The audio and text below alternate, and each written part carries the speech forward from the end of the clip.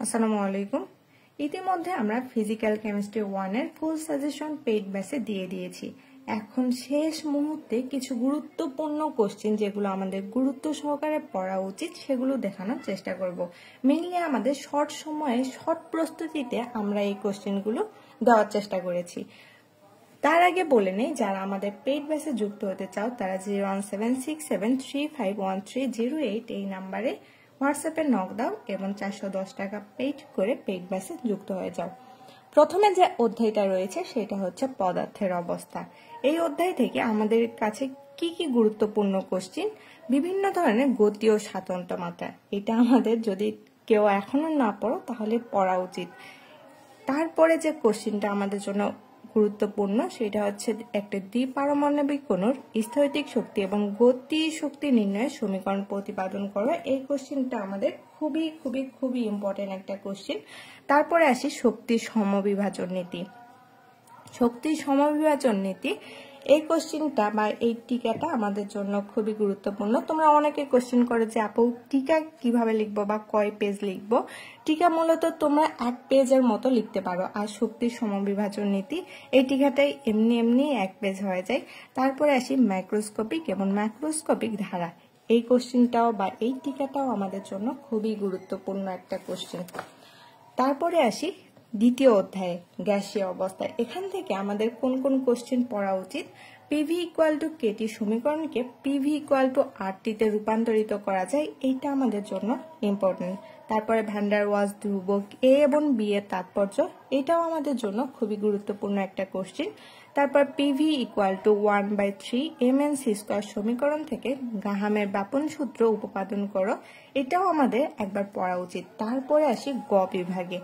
গ বিভাগে দেখো TC equal to 8a divided 27 rb। এই কোশ্চেনটা আমাদের জন্য খুবই খুবই খুবই গুরুত্বপূর্ণ একটা কোশ্চেন। যারা এখনো পড়ো নাই তারা পড়ে নিও, কারণ এই কোশ্চেনটা আসার সম্ভাবনা 99%।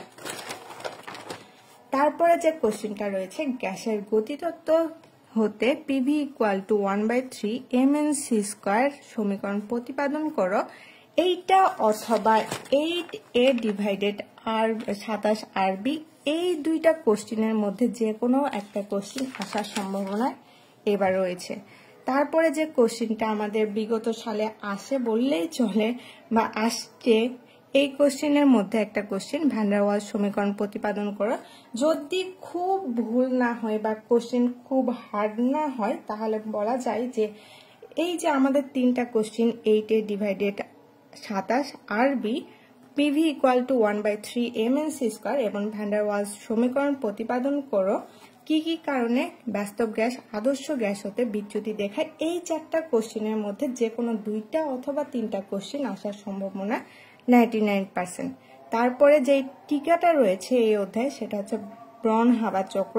এই কোশ্চেনটা আমাদের প্রতি বছর ঘুরায় পেঁচায় আসে, বা ব্রন হাবার চক্রের সাহায্য সোডিয়াম ক্লোরাইডের গঠন তাপ নির্ণয়, এই ধরনের কোশ্চেন আমাদের প্রতি বছর রিপিট হয় বললেই চলে। তারপরে যেটা গাণিতিক সমস্যা রয়েছে, গাণিতিক সমস্যা সচরাচর আমাদের রিপিট হয় না, কিন্তু যদি আমরা অঙ্কের ক্যালকুলেশন বা অঙ্কের সূত্রগুলো দেখে যাই তাহলে আমরা ইজিলি অঙ্কগুলো করতে পারবো, তাই না। তারপরে যে অধ্যায়টা রয়েছে সেটা হচ্ছে তরল এবং দ্রবণ। এখানে আমাদের কি কি গুরুত্বপূর্ণ কোশ্চেন দেখো, যে মোলারিটি এবং মোলারিটির সংজ্ঞা দাও, কোনটি তাপমাত্রার উপর নির্ভরশীল এবং কেন। এই কোশ্চেনটা আমাদের জন্য খুবই গুরুত্বপূর্ণ একটা কোশ্চেন। তারপরে রয়েছে কলিগেটিভ ধর্মের উপর ইলেকট্রোলাইটের প্রভাব, এই কোশ্চেনটাও আমাদের জন্য গুরুত্বপূর্ণ। তারপরে যেটা রয়েছে স্ফুটনাঙ্ক উন্নয়নে রাউল্টের সূত্র বিবৃতি করো।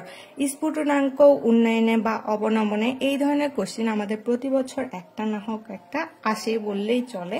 তারপরে যেটা রয়েছে হিম মিশ্র তৈরি করতে ইলেকট্রোলাইটের ব্যবহার করা হয় কেন, এই কোশ্চেনটাও তোমরা একবার দেখে যাইতে পারো। তারপরে দ্রবণের গাঢ়ত্ব প্রকাশের পদ্ধতি।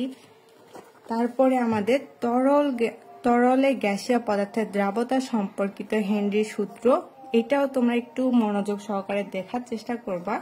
আদর্শ দ্রবণ এবং অনাদর্শ দ্রবণের মধ্যে পার্থক্য, এই পার্থক্যগুলো কিন্তু আমাদের আসেই, সো একটু ভালোভাবে দেখার চেষ্টা করবা।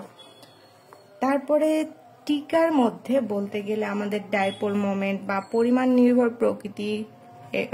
নির্ভর এবং প্রকৃতি নির্ভর ধর্মাবলী এবং আমাদের তরলের বাষ্পচাপ অথবা আমাদের যেই স্ফুটনাঙ্ক উন্নয়ন, এই ধরনের কোশ্চেন কিন্তু আমাদের আসে। আর গাণিতিক সমস্যার মধ্যে গুরুত্বপূর্ণ বলতে গেলে এইটা আমাদের জন্য একটু বেশি গুরুত্বপূর্ণ। তারপরে যে অধ্যায়টা রয়েছে রাসায়নিক সাম্যাবস্থা, এখান থেকে আমরা দেখতে পারি ভরক্রিয়ার সূত্র, বিবৃতি এবং ব্যাখ্যা। আবার pH plus pOH equal to 14, এই কোশ্চেনটাও আমাদের জন্য ইম্পর্টেন্ট। এই যে দেখো আমাদের pH plus pOH equal to 14, এখান থেকে কিন্তু আমরা আরো একটা কোশ্চেন বের করতে পারি, সেটা হচ্ছে আমাদের পিএইচ স্কেল 0 থেকে 14 পর্যন্ত ধরা হয় কেন। যদি একটা কোশ্চেন পড়ি তাহলে দুইটাই ইম্পর্টেন্ট কোশ্চেন আমাদের জন্য ইজি হয়ে যাচ্ছে। তারপরে ভরক্রিয়া সূত্র হতে সাম্যাবস্থার সূত্রটি প্রতিপাদন করা, এটাও আমাদের একবার হলেও দেখা উচিত। ফিনাফথলিন নির্দেশকের বর্ণ পরিবর্তনের কৌশল, এটাও আমরা একবার দেখব। অম্লীয় বাফা দ্রবণের ক্রিয়া কৌশল অথবা অম্লীয় বাফা দ্রবণের পিএইচ নির্ণয়ের সমীকরণ, এই দুইটা কিন্তু আমাদের জন্য খুবই খুবই খুবই ইম্পর্টেন্ট একটা কোশ্চেন। তারপরে আমাদের সাম্যাবস্থার উপর তাপমাত্রা এবং চাপের প্রভাব, যদিও আমাদের এইটা না আসে, তারপরে আমাদের সাম্যাবস্থার উপর তাপমাত্রা এবং চাপের প্রভাব, এই ধরনের কোশ্চেন কিন্তু আমাদের আসে।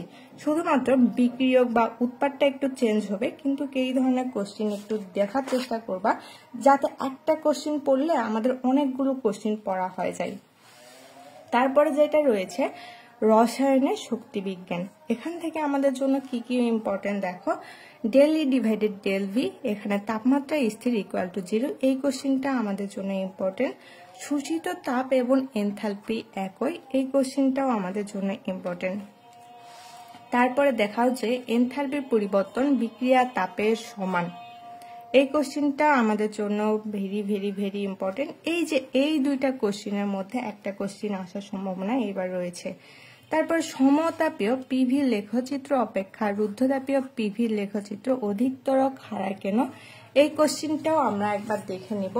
তারপর CP greater than CV, PV gamma equal to ধ্রুবক, এই দুইটা কোশ্চেন কিন্তু আমাদের সচরাচর আসে বললেই চলে। সো আমরা এক্সামে যাওয়ার আগে এই দুইটা কোশ্চেন একবার হলেও দেখব, যাতে দুইটা না আসুক, একটা তো আসবেই, তাই না।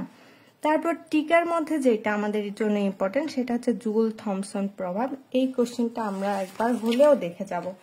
তারপরে রাসায়নিক বিক্রিয়ার হার, এখান থেকে আমাদের কি কি ইম্পর্টেন্ট দেখো। প্রথম ক্রম এবং দ্বিতীয় ক্রম বিক্রিয়ার পার্থক্য, এটা আমরা দেখে যাব। তারপর প্রথম ক্রম বিক্রিয়ার ক্রম নির্ণয়ের একটা পদ্ধতি, এই কোশ্চেনটা আমাদের জন্য খুবই ইম্পর্টেন্ট।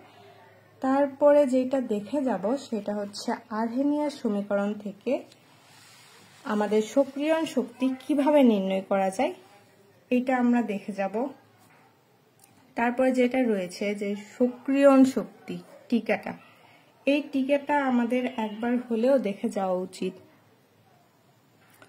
এই রাসায়নিক বিক্রিয়ার হার, এই অধ্যায় থেকে আমাদের প্রথম ক্রম বিক্রিয়া বা ফার্স্ট অর্ডার অথবা সেকেন্ড ক্রম বিক্রিয়া, এই দুইটা কোশ্চেনের মধ্যে একটা কোশ্চেন প্রতি বছর রিপিট হয়। গত বছর আমাদের প্রথম ক্রম বিক্রিয়াটা আসছিল, এই জন্য আমরা দ্বিতীয় ক্রম বিক্রিয়াটা একটু বেশি গুরুত্ব সহকারে দেখে যাব। এই ছিল আমাদের ফিজিক্যাল কেমিস্ট্রি 1 এর শর্ট সাজেশন। আসসালামু আলাইকুম।